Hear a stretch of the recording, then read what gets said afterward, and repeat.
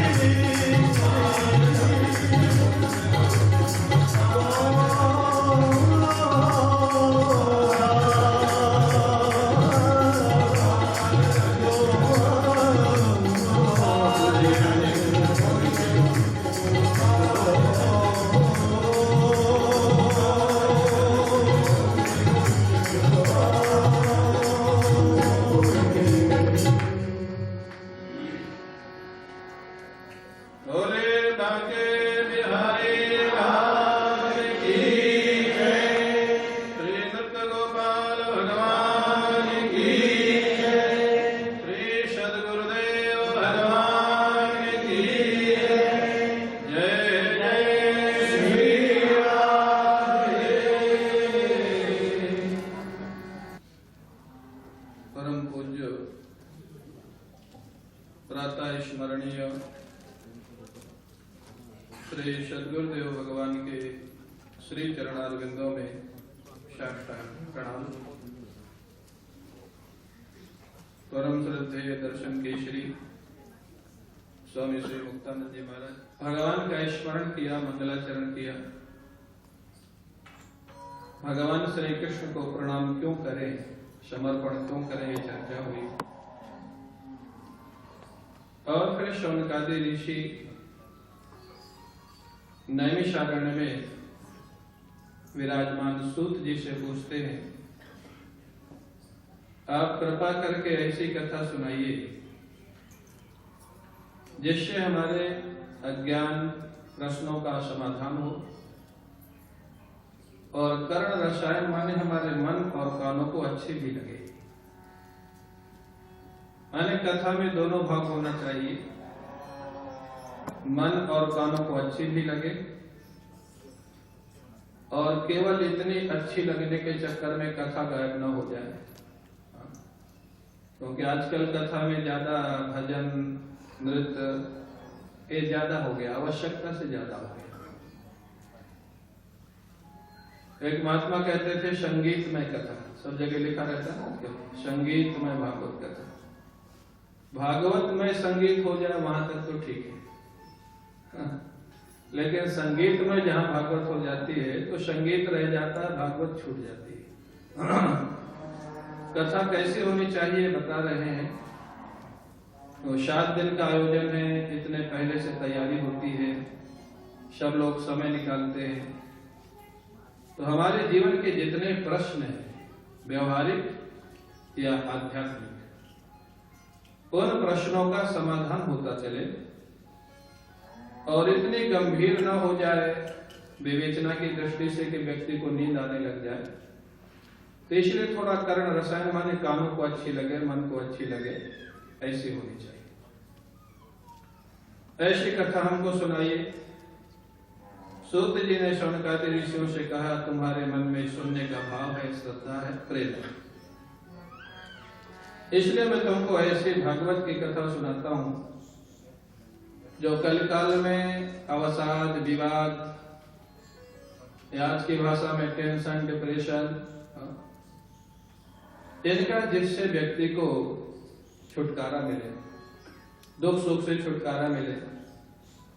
और जिस कथा को सुखदेव जी ने राजा परीक्षित को गंगा किनारे शुकताल में 7 दिन तक सुनाया, उसी कथा को देवर्षि नारद ने 7 दिन तक शौनकादि ऋषियों से सुना था।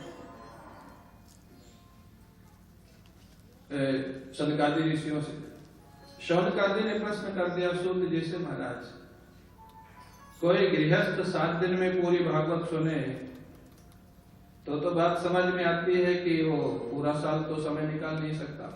पहले हमारे गुरुजी तो पाक्षिक कथा करते थे 15 दिन की। अब अगर किसी को कह दो 15 दिन की भागवत है, क्यों तो दीजिए, तो लोगों को फिर लगेगा कि अब लास्ट में जाए कि शुरू में जाए कि बीच में जाए। 15 दिन कैसे होगा? 8 दिन में ही कई लोग प्रारंभ में आते हैं, कई लोग समापन में आते हैं, कई लोग पूरा रहते हैं।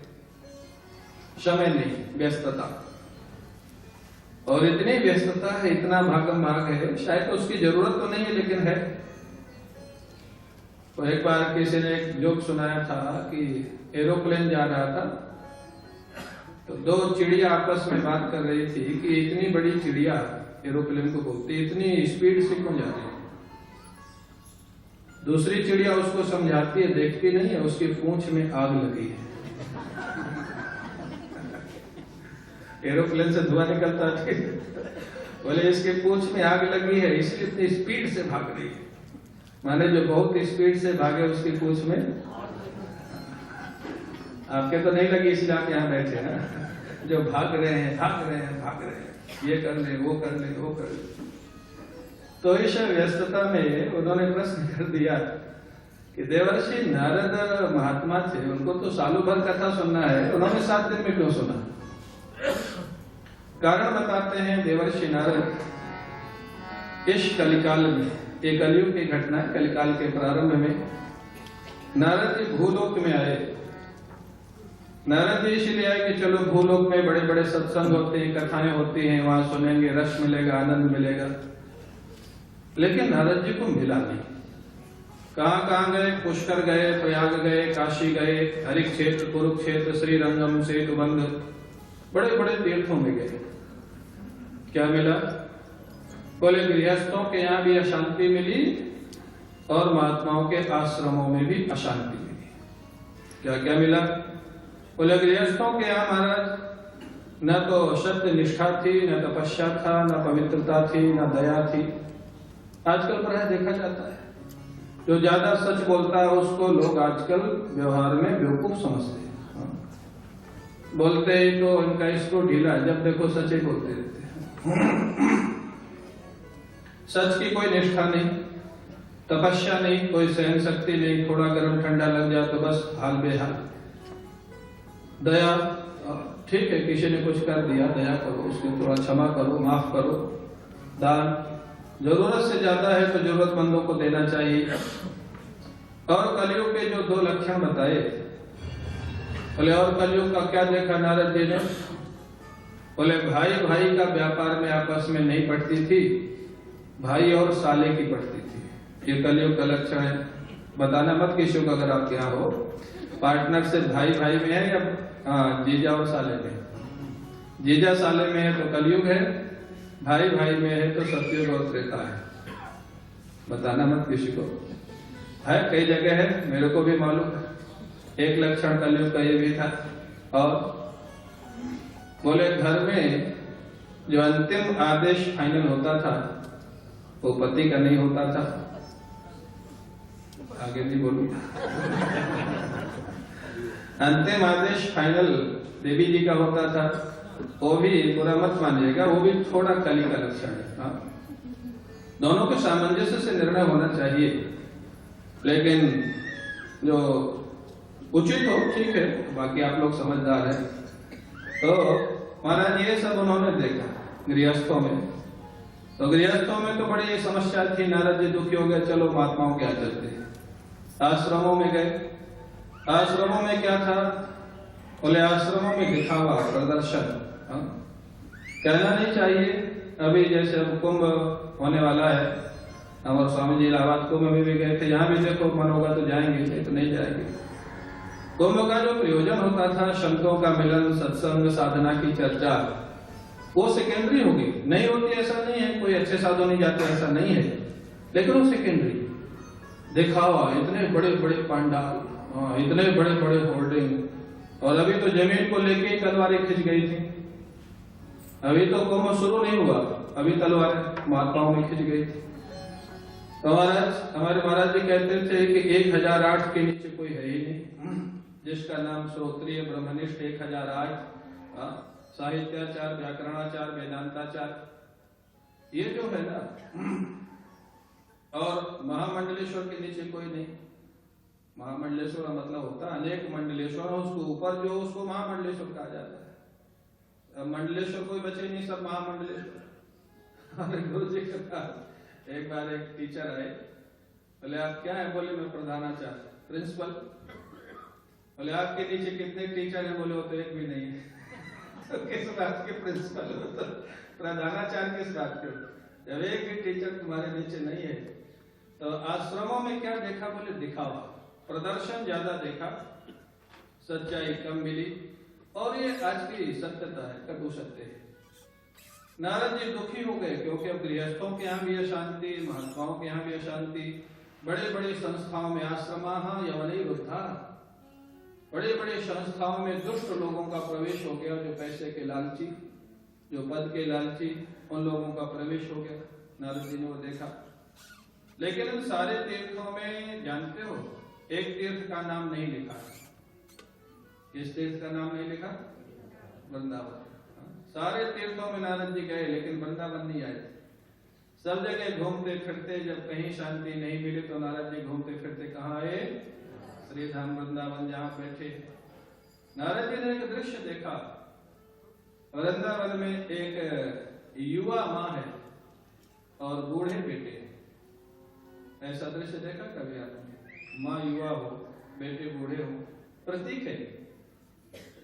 और वो बेटे बेहोश पड़े हैं, माँ रो रही है, उनको पंखा चल रही है, होश में लाने का प्रयास कर रही है।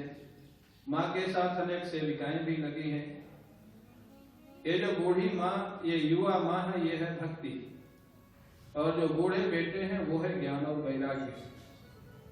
अनेक सेविकाएं हैं, वो हैं गंगा, जमुना, नर्मदा, सरस्वती, कावेरी, गोदावरी नदियां, जो भक्ति बढ़ाती। तो वृंदावन में एक ये थोड़ा कटाक्ष भी है कि वृंदावन आने के बाद भक्ति तो युवा हो जाती है। आप जैसे वृंदावन आए हैं, आप कहीं भी जब जाएंगे दर्शन मेला के लिए, यहाँ कोई हेलो हाय जल्दी नहीं बोलेगा। यहाँ सब बोलेंगे राधे राधे, राधे राधे। यहाँ अगर आप ऑटो वाले को बुलाएंगे, आपके दरवाजे पे आवाज लगाएगा, नाम लेके नहीं बुलाएगा, राधे राधे ऐसे बुलाएगा। अगर आचार्य जी आपको बुलाएंगे तो जी राधे राधे। तो यहाँ भक्ति तो नाच रही है। आप जहाँ देखेंगे कथा कीर्तन भजन, कोई महात्मा भजन कर रहा है, कोई परिक्रमा कर रहा है। आज भी परिक्रमा में इतनी भीड़ थी, कल भी इतनी भीड़ थी, नंगे पैर, छोटे छोटे बच्चे, बूढ़े जवान सब। तो वृंदावन में भक्ति तो युवा है, आप जहाँ देखेंगे भक्ति की महिमा।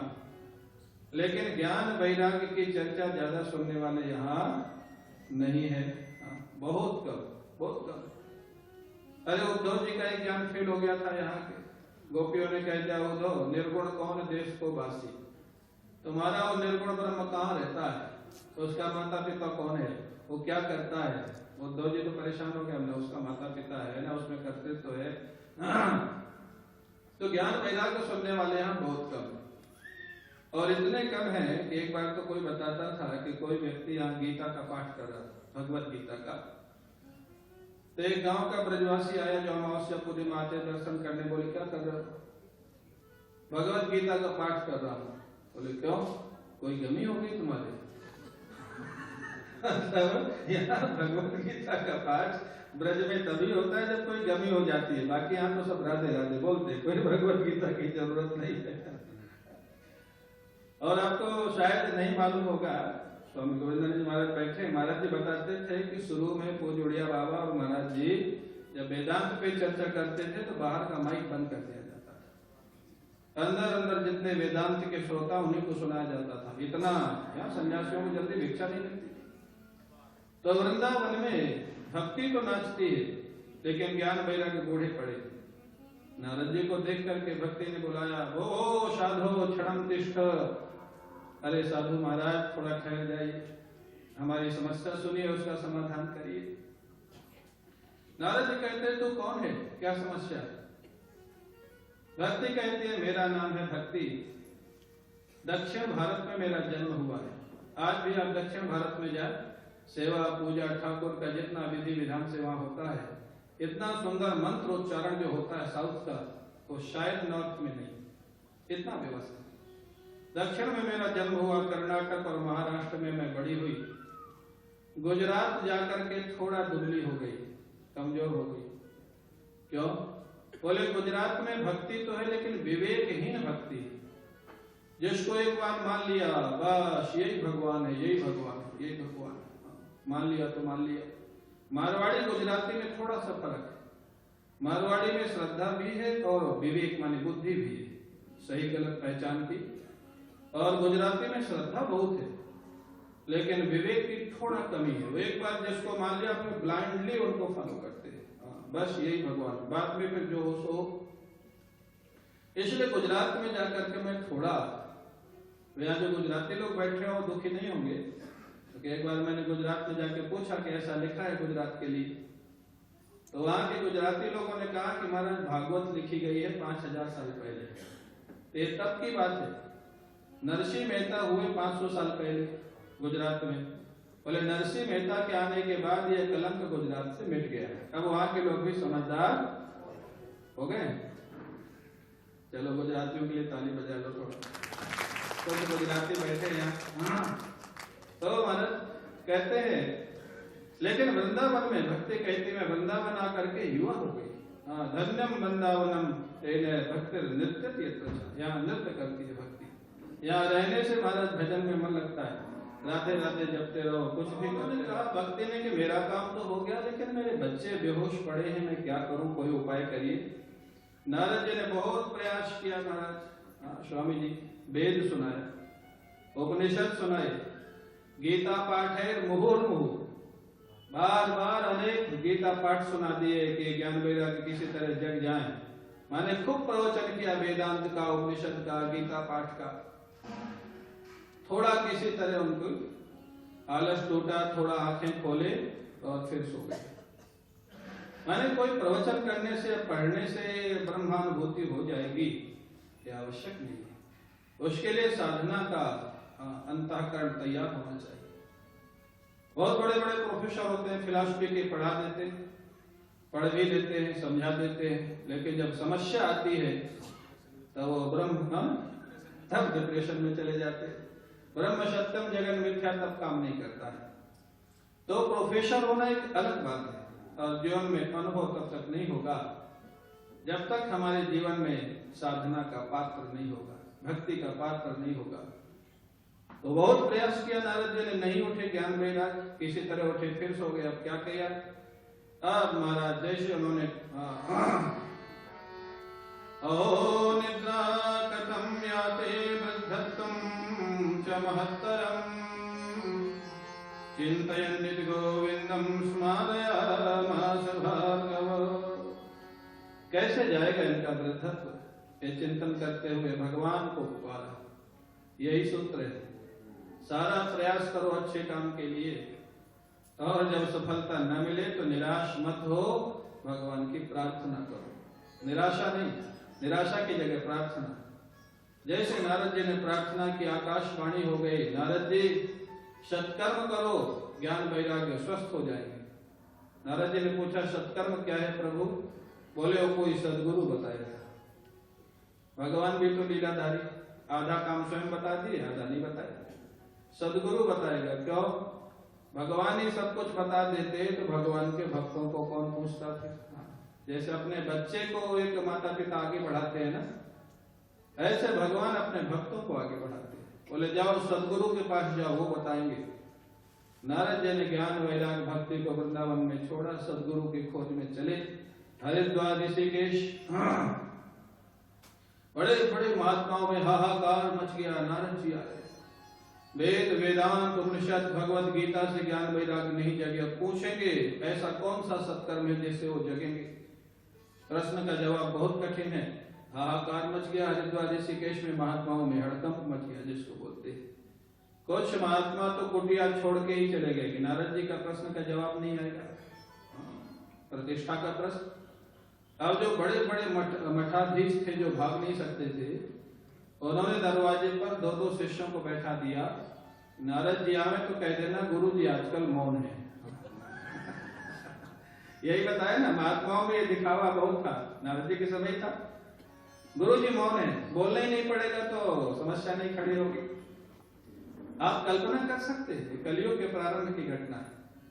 और नारद जी को हरिद्वार ऋषिकेश में भी ऐसा गुरु नहीं मिला जो उनके प्रश्न का जवाब दे सके। नारद जी खोजते खोजते बद्रिकाश्रम पहुंच गए। महात्मा मिले, गुरु नहीं मिले। बद्रिकाश्रम में भी कोई नहीं मिला। अंत में नारद जी फिर निराश हुए, भगवान का स्मरण किया।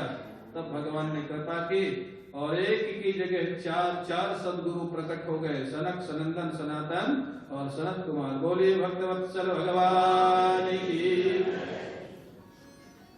नारद जी ने उनसे अपना प्रश्न रखा। शनकादियों ने उनके प्रशंसा की। नारद जी धन्य हो। क्यों? लोग अपने दुख से परेशान होकर घूमते हैं, यही संत और सामान्य व्यक्ति का फर्क है। तुम दूसरों के दुख से परेशान होकर के इतना प्रयास कर रहे हो, बताओ क्या समस्या है? बोले सत्कर्म क्या है? बोले भागवत श्रवण, सबसे बड़ा सत्कर्म है भागवत श्रवण।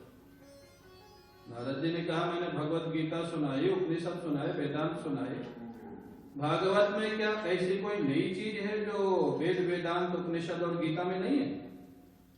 बड़ा सुंदर प्रश्न किया। नारद जी ने कहा, शनकादियों ने कहा नई चीज तो नहीं है, प्रस्तुति का फर्क है। वेद का, वेदांत का सार है भगवत गीता, भगवत गीता की व्याख्या है भागवत। जैसे भगवत गीता में अनेक श्लोक आप पढ़ेंगे, भगवान कृष्ण कहते हैं अर्जुन से, मय्यो मन आधत्स्व स्वयं बुद्धिं निवेशय निवेशिष्यसि मय्येव आत्मोर्ध्वं न संशयः तो मन मना भव मद भक्तो मद्याजी माम नमस्कुरु। माने मन बुद्धि को मेरे को समर्पित कर दो। अनेक श्लोकों में भगवान ने कहा, लेकिन उस समर्पण का स्वरूप क्या है? मन बुद्धि कोई वस्तु तो नहीं उठा के दे दे। समर्पण का स्वरूप क्या है और किसने समर्पण किया, यह भगवत गीता में दृष्टांत के साथ नहीं बताया गया, वो भागवत में है। और वही भगवान कृष्ण जो वहां उपदेश करते हैं, वही भागवत में भगवान कृष्ण उद्धव को गोपियों के विषय में कहते हैं, जाओ उन गोपियों के पास जिनका मन मैं हो, जिनकी बुद्धि मैं हो, जिनका प्राण मैं हो। माने मन बुद्धि का समर्पण अगर किसी में देखना है तो ब्रज की गोपियों में देखो, यह दृष्टांत भागवत में मिलेगा।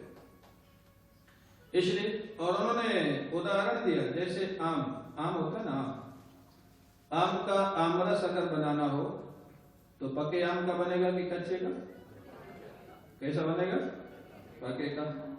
और आम में जो रस आता है वो पहले जमीन से वृक्ष में आता है, वृक्ष से फिर ब्रांच में शाखा में आता है, शाखा से फिर कच्चे फल में आएगा, कच्चे फल से फिर पके फल में आएगा। लेकिन आमरस पके हुए आम का ही बनेगा।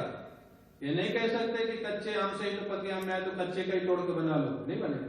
प्रस्तुति, एक विशेष स्वरूप जब उसका प्रकट हो जाएगा तब आमरस बनेगा। आम तो वही है, लेकिन आमरस तभी बनेगा जब आम पक जाएगा।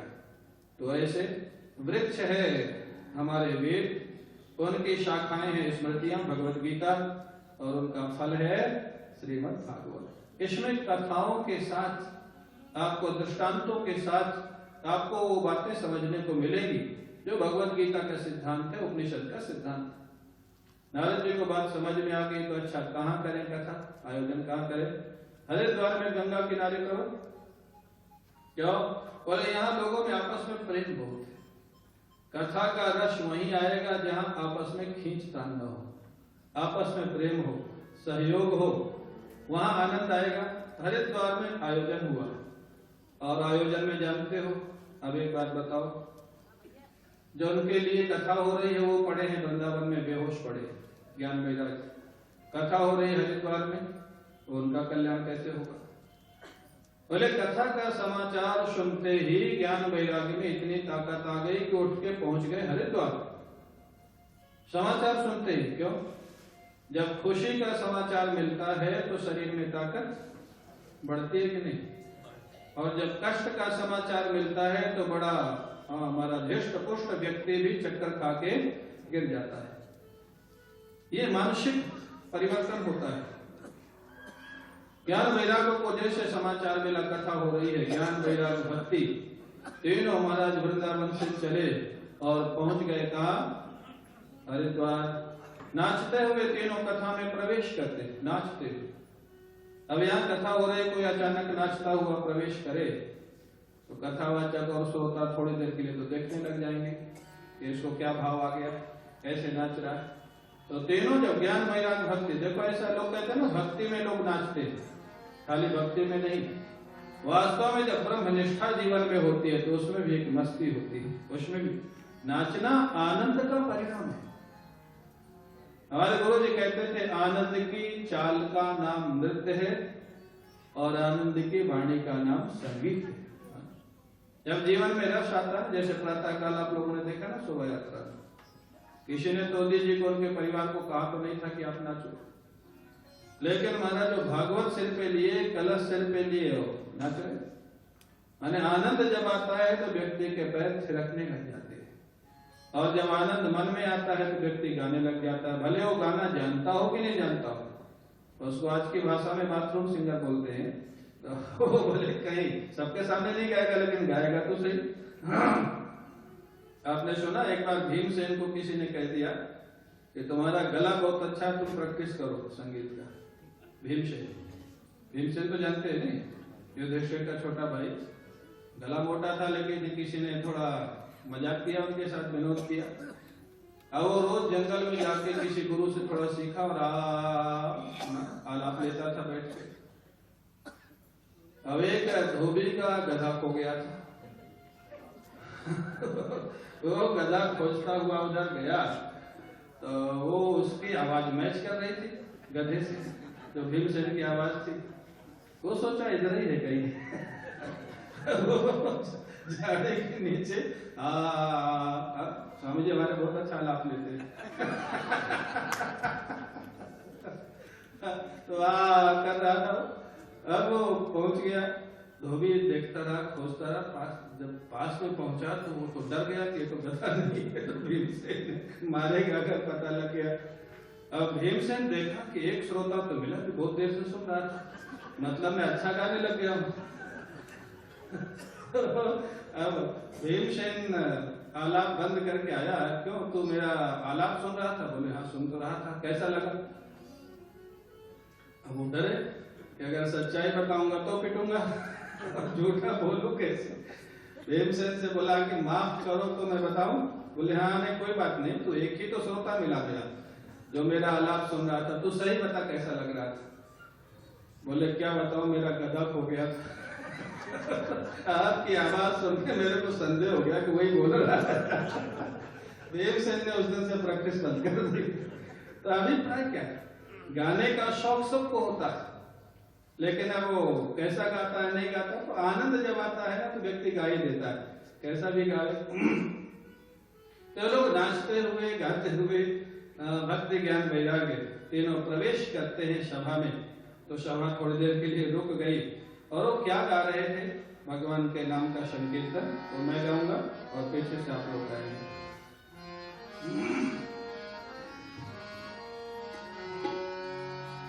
श्री कृष्ण गोविंद हरे मुरारे, हे नाथ नारायण वासुदेवा, श्री कृष्ण गोविंद हरे मुरारे, हे नाथ नारायण वासुदेवा, श्री कृष्ण गोविंद हरे मुरारे, हे नाथ नारायण वासुदेवा, श्री कृष्ण गोविंद हरे मुरारे, हे नाथ नारायण वासुदेवा। सभी लोग प्रेम से ताली बजा के गाएंगे और आनंद आएगा।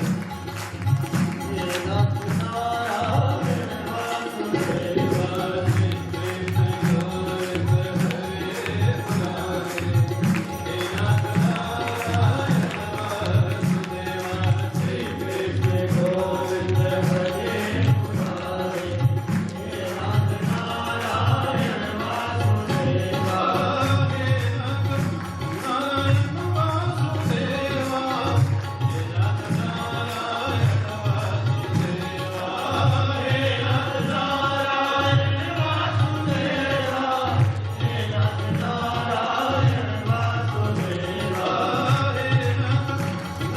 नारायण वासुदेवा, हे नाथ नारायण वासुदेवा, हे नाथ नारायण वासुदेवा, हे नाथ नारायण वासुदेवा।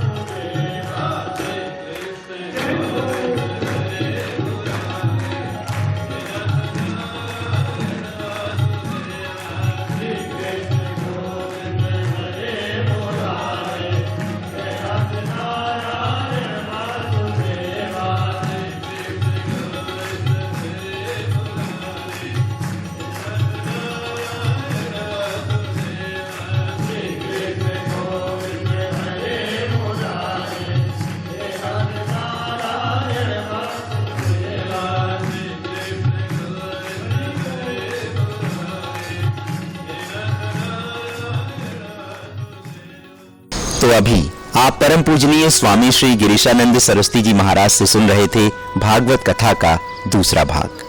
अगर आप भागवत कथा का तीसरा भाग सुनना चाहते हैं तो इसके लिए आपको लॉग ऑन करना होगा हमारी वेबसाइट akhand manthan.com।